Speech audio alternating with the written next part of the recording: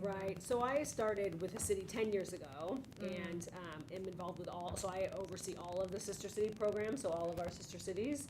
And unfortunately, since I started 10 years ago, Vladivostok hasn't really been an active committee at all. We used to get, I feel bad because we get a lot of contact from the Vladivostok side. The city will email us and invite us to come to do different, they have some sort of events every year that they invite us to come to, but there's really been not much of a committee on this side. So the way that, at least here, the Sister Cities program works is that I work for the city, but then all of the committees have their own citizen group. And they run their own activities, and I just help with any official, communication with the mayors or like city to city information. In Vladivostok, and Miriam knows a lot more about it than I do, but what hasn't really had an active committee in the last 10 years here. And a lot of times that actually is kind of common with sister cities when if one person kind of started the committee and was a big part of it, then as they age or they move or something, then the committee doesn't, if they haven't had new volunteers, then they don't have as many people to carry on. So, but I know in the past there were really big ones, like with Tall Ships Festival, even there was a movie from Vladivostok shown here, I think in 2012. So we still do have the film festival that's every year, and we always have a film from Russia, not necessarily from, but the committee puts on one. So the film festivals they're carried on, and I know when we had the Tall Ships, they said, and I did ask the city if we had any photos, and they don't have anything. Mariam actually sent me a little movie, which was very impressive. Yeah, that's great. Yeah, too bad it was kind of a long time ago. If this was now, would be perfect. Right. But, and we had the Tall Ships last year, but I don't think no boats came from, a boat from Vladivostok didn't come, or from Russia. And then, what was I going to say? Oh, I think they were involved in the music festival too as well. I'm pretty sure students came from Vladivostok when we had the music festival. But again, even that was over 10 years ago now. So. But do you still have exchanges, like people coming here from Vladivostok and learn? Not anymore? No, not, at least not that I'm aware of. I mean, there could be students at schools, but like Tacoma Community College does a lot of outreach to our sister cities. They went to Vladivostok, I think the year before last, to reach out to try to get something going to get some students from Vladivostok to come study at Tacoma Community College, but as far as I know, it hasn't happened yet. Because the Russian community, yesterday they had 28th anniversary celebration of their existence, and it's a huge center, Russian Christian Center, Slavic Christian Center. Christian Center. It's 2,360 something people, right, yeah. And their pastor was expressing such gratitude toward authorities of Tacoma, because especially in 1990s, when people were coming from different parts of the Soviet Union, the city was helping them with everything, even furniture, even clothes for kids, everything. And now less and less people are coming, and so I was wondering if this whole movement is sort of dwindling. It was exciting and nice and eye-opening for both nations at that time, and maybe now with globalism it's not even necessary to have that anymore. I don't know if I think that's it, because we have some relationships with countries that are very, with say France, for instance, or Japan, and I mean China, that everybody knows a lot about those areas, and yet there's still really strong relationships. And so I tend to think really it's just because we haven't found the right people here who have the time and energy to keep it going. We actually, so I work with the Slavic Christian Center a lot, because we just started a sister city relationship with Ukraine, with a city there, and so a lot of the people from that church are from that area in Ukraine, and so they're very active in doing things, and I think that people would be interested, and I know we have a large Russian community. It's just trying to get those people to take the time to, get together and work on some activities. So you still think it's has a big future, all this sister-city relationship?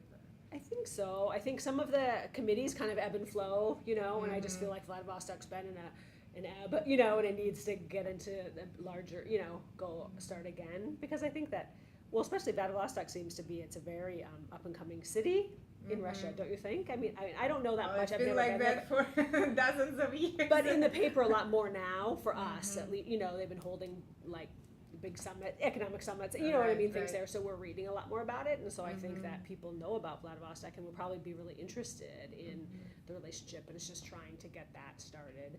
And actually Sister Cities kind of just started a new chapter where the Sister Cities Council, which is its own nonprofit, just hired a staff person for the first time. Oh, okay. And so they're going to have more time to do things like work on volunteer recruitment and trying to get some of the non-active committees more active. And so I think that it might, come back and Have be you more been active. to Vladivostok? I have not. No? No. It's a beautiful city. I've seen pictures. It looks it's, gorgeous. The nature is more or less the same, and I'm astonished to see all these woods that you see over there in Primoria, almost the same landscapes. Yeah. And my question is, do you think a local TV station would be interested in kind of partnership? Because I'm making this movie for Vladivostok. Maybe we should make something like that in Vladivostok for this market. Yeah. Because it just occurred to me right now in the car. I thought, oh, why not? Maybe we should. I'll try to find some contacts. Unfortunately, I don't know anybody on TV here. Well, and it might be, one.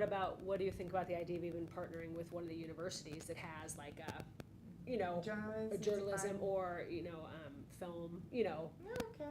because I think some of That'd them, be I a know good PLU, when Melanie was at PLU, she did a couple, Melanie Cunningham is with our George, South Africa Sister City Committee, and she did a couple films around in George, South Africa, partnering with a school, and that seemed to be really interesting. Because this might be a very good way to do partnerships. Right. It's It's a just, visual always works really well on both sides. I mean, you don't.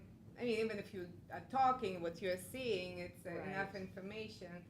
Yeah, maybe it's a good idea just to, start this interest toward each other again. I think so. It might be a really good way. So what's the purpose of your film? What are you going to do? When you This finish? is called Marskaya, that means maritime.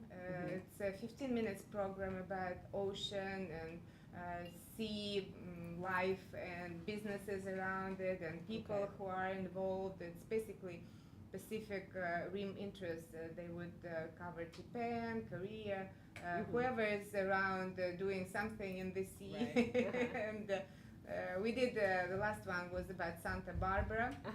Okay. And I sent it to Mariam and she liked it, and it's easy, it's kind of people's interest, it's the animals, this is but this one is so much material. I started thinking maybe we should do 2 movies out of it, because the interview in the port was so incredible. But you know what, I want to hear that story about the governor trying to get here. I honestly don't know. I was not here at that time, you so I've weren't only here. heard little snippets. But I think it was kind of after that visit, though, that things started to kind of fade out a little bit. Oh, okay. Because we had really interesting characters as governors there, and one was announced himself and the aristocratic governor of the year, and that was a big story for us. We were investigating it. I said, well, maybe Russell can tell you more about it. He claimed that the governor said that an international board of aristocrats had named him the World Aristocratic Governor of the Year, and it came with $1 million prize. And it was just an idiotic attempt at money laundering, apparently. Just, whoops, here's another $1 million I better put in the bank. That was nice of them. And they just counted on the language barrier to keep Russian journalists from being able to pursue it.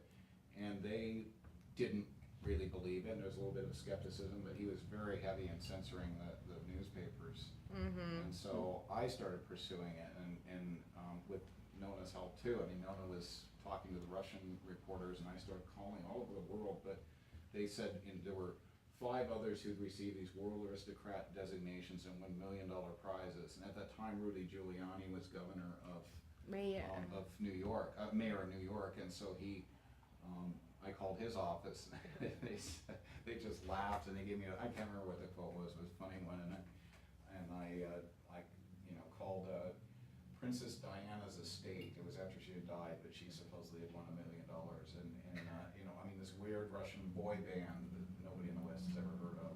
just absurd and ridiculous. Harrison Ford was the World Aristocratic Actor of the Year. And so we started pursuing it, and I traced it down to a post office box in Bermuda that supposedly was behind this whole thing. And anyway, it just turned ridiculous, but it was a sign of just the absurd clown show of politics and absolute, you know, brazen corruption of, whoops, I got $1 million, okay, I'm gonna Wow. stash it away, but, you know, so. That's, Yeah, I think unless you want to say something else, it's probably enough for now, and I might start bugging you through the email Yeah, in no. case I have some extra questions. yeah, that's, Yeah, I think that your idea would be great. I mean, if we could start, I would love to, and I think you, I mean, if we could kickstart the relationship somehow, I think it would be great. San Diego is also, right, a sister city with Vladivostok, and they're really active. They go to, paid stuff and. yeah, they go to Vladivostok, I think, often, and so they've tried to do some kind of trilateral things. I know the guy Doug Ryder in San Diego, and he'll call me and try to get us, but it's just really hard because we don't. Our philosophy is not that it's a city-run. I mean, it's a city-run program, but the relationships aren't. Like I just do the city to city, you know. So we need people in the community who are interested in being involved, and have the time and energy, and you know, decide to make it a priority. And so that's what. Put in effort and develop the ideas, yeah. So when the person who had been chair for a long time passed away, then the Yeah, committee I will kind of- write to you, and if you give me that contact of the lady in the university, maybe they can, because they just moved their university to an island across this huge bridge. Oh, okay. And there's a journalism department where my friends work, and I can get them together. Okay, yeah. And they should do this project. That would be interesting. Yeah. I think that finding something like that, you know, would be really great. Yeah, and if you show it in local time, this would be great for citizens. Yeah. Yeah, I think my crew is tired. They didn't sleep very well, and I think we are ready to go Okay. now. When So, are you leaving? When you flying out? What do you mean? When are you flying out?